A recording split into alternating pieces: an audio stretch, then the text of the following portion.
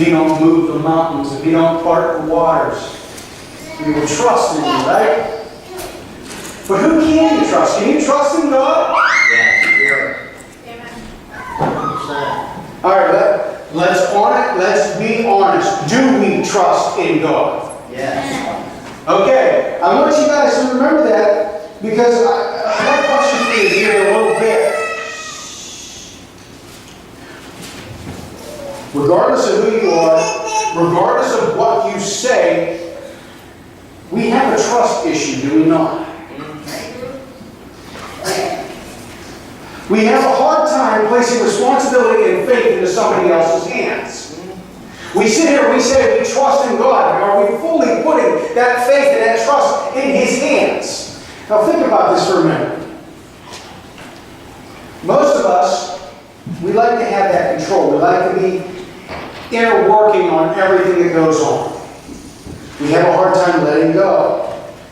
I mean, we think that we can do it all on our own. Look at our society. I mean, look at our homes. I've heard this many times in my own family, with my own group of friends. I don't need a partner. I don't need a partner to help me raise my kids. I don't need a partner to help me pay my bills.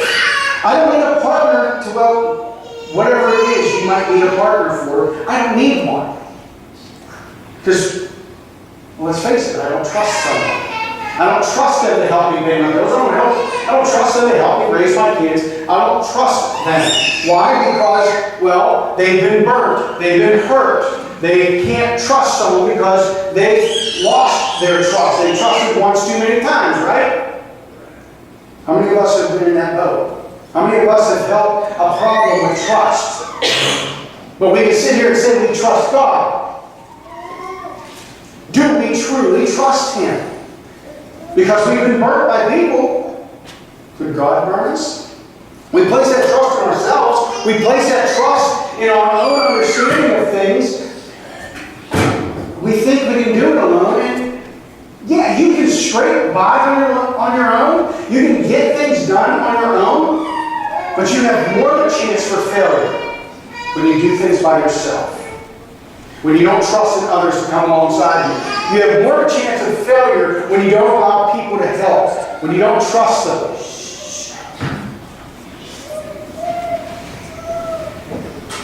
And if you think you can do it on your own, and you finish it on your own, you're a fool.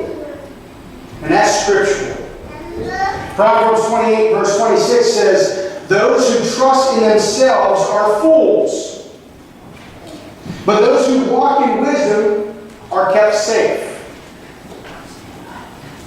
If you trust only in yourself, you are bound to fail. But if you have a partner, someone you can count on, you have doubled your chances of success. But it's hard to find someone you can trust, right? It's hard to put trust in people. It's hard to find anything that you can trust in. And it hasn't changed in over 2,000 years, maybe longer. Actually, I know it's been longer. Let's look at our history. Trustworthy people are hard to find. Look at Cain and Abel. They brought their offering to God. They placed it in front of Him. And God praised Abel for his offering because he gave the best. He gave the best that he had. And he rebuked Cain because, well, Cain was dishonest. He brought whatever was left over from what he had already taken. Think about that. Abel was honest. Cain was not. It's hard to trust someone like that. It's hard to trust someone that doesn't give their best, right? Are you someone that can be trusted? Most of us here will sit and nod their head. Yeah, I really trust him. But can you honestly be trusted? You really believe that? If I would ask you to talk to the person next to you or talk to your family, can your family trust you? Can the person next to you trust you?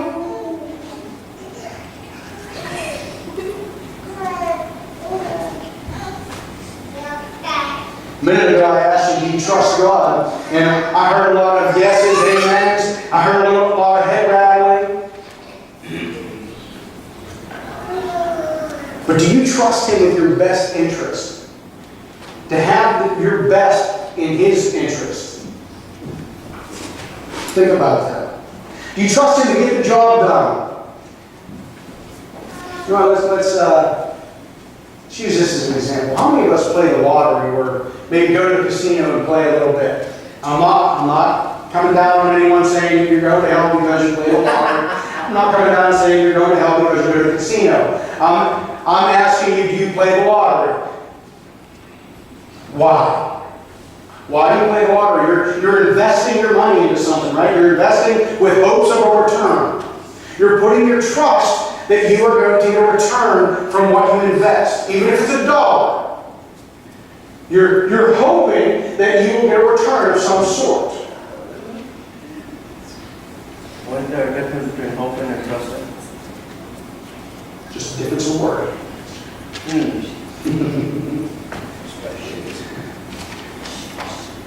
But for some reason, we put that trust and that hope into the game commission to give a return. There's no guarantee that you're going to be a winner.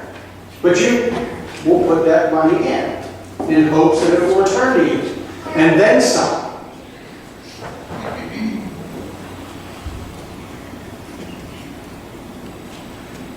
It's all luck of the draw, right? I mean, do we honestly think that putting that dollar or putting 20 or 30 or $40 into the lottery, you're going to get back more than that? I mean, look at the odds.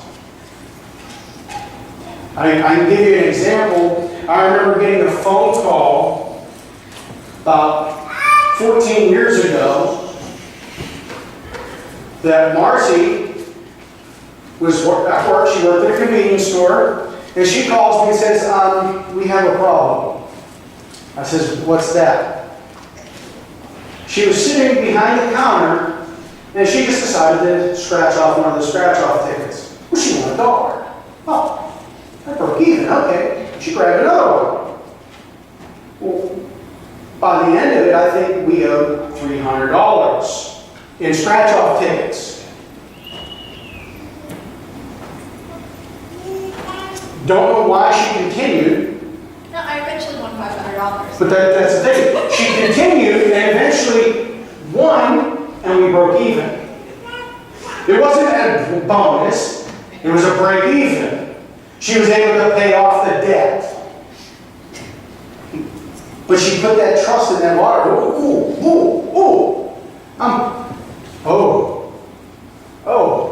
I got to get that back. But she was putting that trust in winning the money back, and she just kept going. How many of us do that?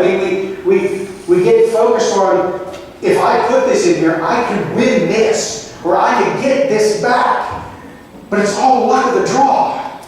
It's random. There's no guarantee. But we put our trust in that. We put our trust in, we put money down, it's going to come back. You know, fishing, you go out a little bit longer. Yeah, another good example.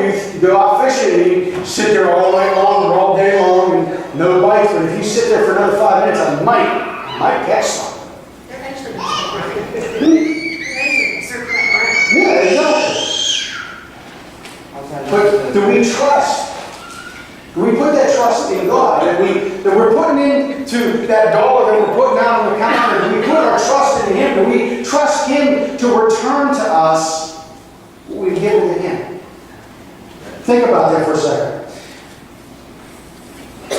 How many are willing to put that last dollar into the lottery in hopes of a return, and we're afraid to put that last dollar in offering? Think about that. How many of you remember the story of the widow's offering? It comes out of Mark, chapter 12, verses 41 through 44. Jesus sat down opposite the place where the offerings were put and watched the crowd putting their money into the temple treasury. Many rich people threw in large amounts, but a poor widow came and put in 2 very small copper coins, worth only a few cents. Calling his disciples to him, Jesus said, "Truly I tell you, the poor widow has put more into this treasury than all of the others. They all gave out of their wealth, but she, out of her poverty, gave everything she had." Can you give all that you have left to God? Can you trust Him with that? Are you willing to trust Him with that? You're willing to take that last dollar and put it in the lottery, but are you willing to take that last dollar and put it into God's hands? Are you willing to put it all on the line for Him?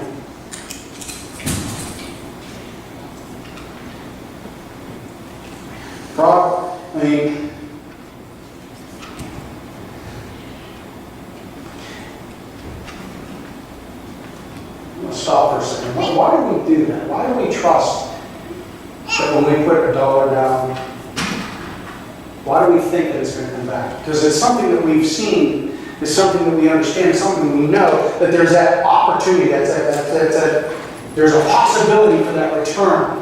It's something that's up here that we know. We've seen it happen before. As I said, as I gave the example, Marcy spending all this money that we didn't have to spend, because literally, I was going to have to write a check that was going to bounce to the convenience store to pay for the tickets that she bought. Because I didn't have the $500 that she spent. Marcy.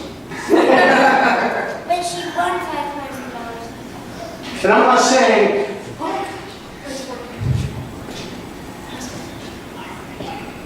I mean, it was a blessing, I'll say that. It was a blessing that we were able to cover that and break even. And I don't think we've played the lottery ever since. I seriously don't think we've ever put into the lottery since then.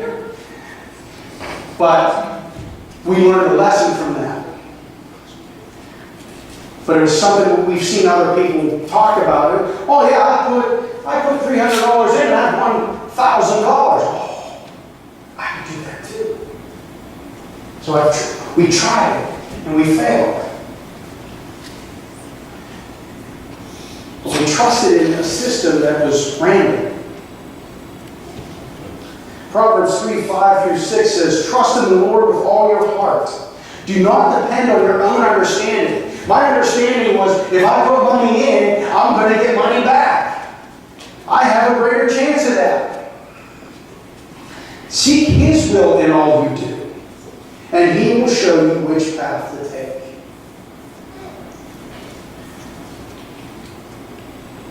You trust Him with all your heart? Do you seek His will? Do you trust Him to show you the right path?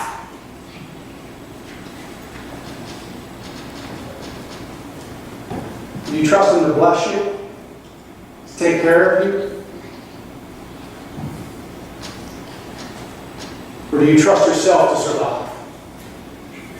Do you trust in your own understanding? Do you think that you can bless yourself because of hard work? Do you think hard work is going to bless you? Do you give to God and do you trust Him? Or do you try to cheat Him? Same as Cain tried to cheat Him. You try to keep things from Him?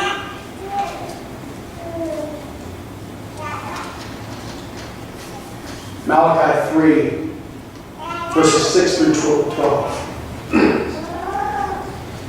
I am the Lord, and I do not change. That is why you, descendants of Jacob, are not already destroyed. Ever since the day of your ancestors, you have scorned my decrees and failed to obey them. Now return to me, and I will return to you, says the Lord of heaven's armies.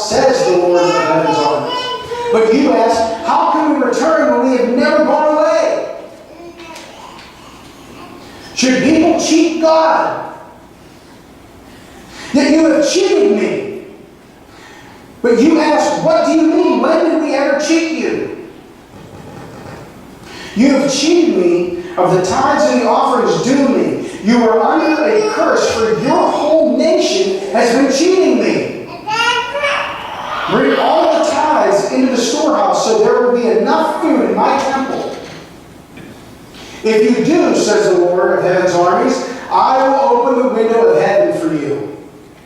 I will pour out a blessing so great, you won't have enough room to take it in. Try it. Put me to the test. Your crops will be abundant, for you will guard them. For I will guard them from insects and disease. Your grapes will not fall off the vine before they are ripe, says the Lord. Then all nations will call you blessed, for your land will be such a delight, says the Lord of heaven's armies. I asked you, do you trust in God? And everyone's like, yes, absolutely. Ding, ding, ding, ding, ding, ding. Is everyone's heads rattling? Everyone else. He tells us right here that He will bless those who trust Him.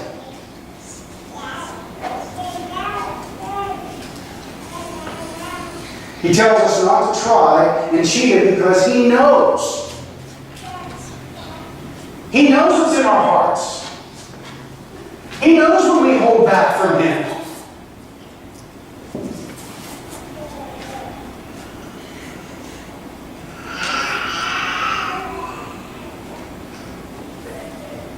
If we try to hold back, if we try to keep from Him,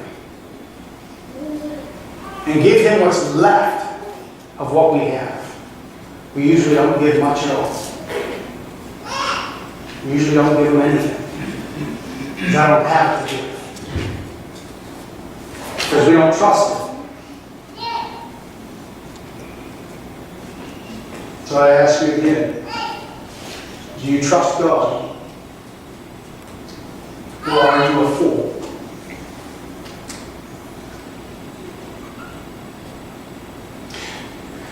Are you a fool? Or do you walk in wisdom?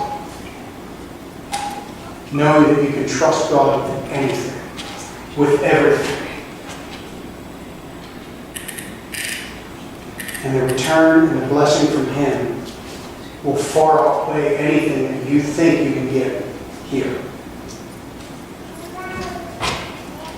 Think about it.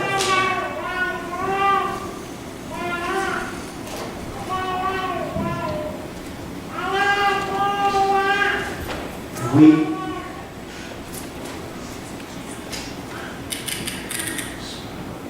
come together every Sunday. And we sing our praises, we sing our blessings, and we ask for blessings, and we say we're here to worship. But when we ask for those blessings, do we trust that we're going to receive them? Let's be honest with each other. Let's be honest with ourselves. God knows what's in our hearts. He knows where we lack in trust. He knows where we fail.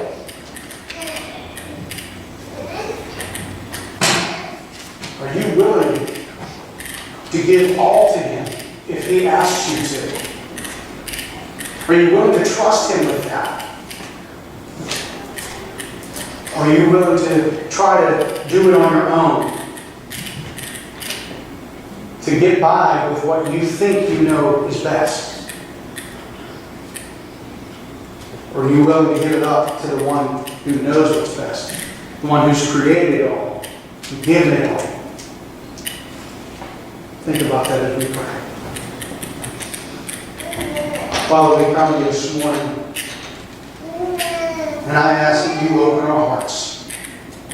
I ask that you open our eyes so that we can see what we are, who we are, whether we trust you. Lord, I just ask that you pour into us and give us that ability to trust you, regardless of what has happened in our lives outside of our faith, outside of our relationship with you. Lord, I ask that you restore the trust that we should have in you. That you speak to us openly and plainly, that we can hear your voice and know that you are there. Father, I ask that you give us the faith to stand and say, Lord, I do trust you. Lord, I open my heart to you. And Lord, I will give to you whatever it is you ask. Because I trust that you will protect me. I trust that if I give you my last dollar, that you will not let me perish. That if I give you the last that I have, that you will not let me die. Because I trust that you will provide for me. Because you are God. And I trust that you love me. I trust in who you say you are.